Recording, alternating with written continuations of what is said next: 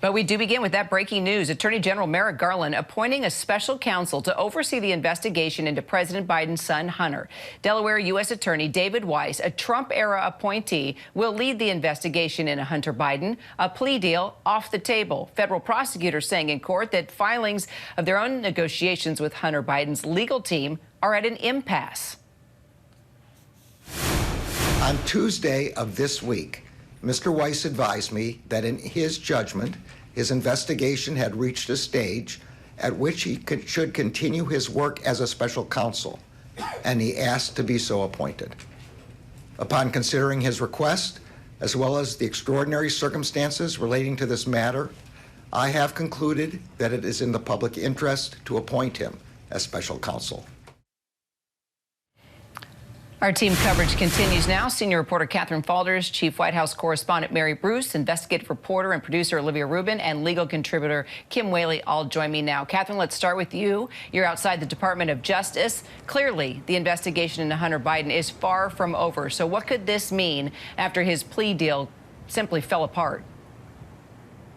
Right, that's a good question. It indicates, of course, that this investigation is still very much ongoing. And, Kira, there have been questions about this since that plea deal became public. The announcement of that plea deal became public. We know that in letters to Congress, Weiss had indicated the investigation was ongoing. There were questions surrounding what that means. But, of course, the step by the Attorney General to appoint him as a special counsel takes that a step further. So we've heard some reaction from Republicans on Capitol Hill. You'd think that maybe they would think this is a good thing. There's been lots of questions over Weiss's status during this investigation.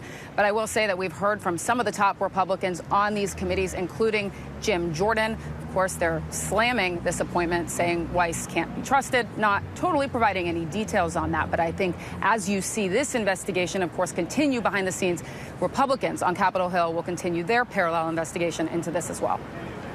So, Mary, in the past, as you know, the president has only said that he loves and supports his son. Could this now change considering the news we just learned?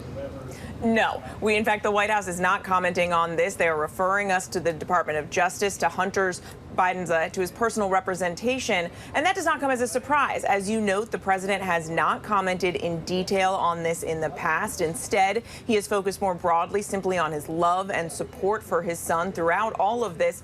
And that is in part because the president is well aware, of course, that this investigation has become quite a political lightning rod. He is well aware of how his Republican critics, how former President Trump, his top Republican rival for the White House now, have been trying to use this issue to try and score political points. And so the president doesn't want to say anything that's going to add fuel to that criticism. What is interesting here, though, is, while the White House has always stressed that this investigation has been independent, and certainly the appointment of a special counsel does seem, intended to try and rebut that criticism that this has somehow been politicized. The concern here, I think, for the White House is likely that this will actually have the opposite effect, that in fact this will just be more fodder for Republicans as they will try and argue, why the need for a special counsel? Is it a sign that there is, in fact, more to uncover here? And of course, I think when you take a step back, it is important to remind everyone that after 5 years of investigating, so far, no charges have been brought linked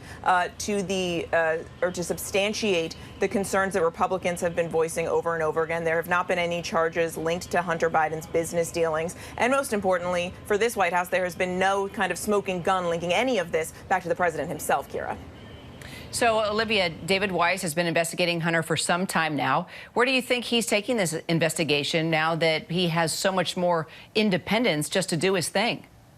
Well, it's really anyone's best guess, Kira. I think as we just heard Mary sort of lay out, there's never been any charges brought to some of the central allegations brought by Republicans regarding Hunter's foreign business dealings. But sort of in that plea deal hearing last month that fell apart, then prosecutor Davis Weiss, now special counsel, did give sort of one single nugget when asked by the judge what he could be investigating. And we can read just sort of a few tea leaves from that, which is that he was asked whether he could be looking into FARA charges, which is this foreign agent registration, and he did say yes. Now, whether that was sort of in theory or that is what he's looking at, it's not exactly clear, or if that even plays into, why he asked for this special counsel designation. But you can certainly expect that little nugget will give fodder to the idea that there could be something here related to Hunter's foreign business dealings, but really just anyone's best guess.